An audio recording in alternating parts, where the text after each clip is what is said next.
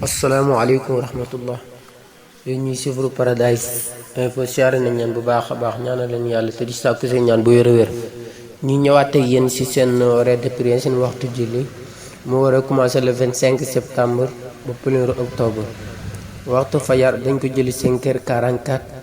waxtu suba dañ ko jëli 5h59 waxtu tisbaar dañ ko jëli 14h15 waxtu tàkkusaan dañ ko jëli 17h0 waxtu timis dañ ko jëli 19h08 waxtu gee dañ ko jëli 20h08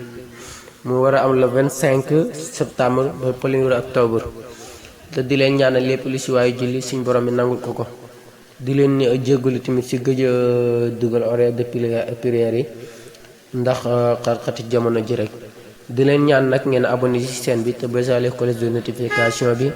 xam ne vidéo buñ dugal ngeen mën ko am ci saa si jërë ngeen jëf ci beneen vidéo incha allah.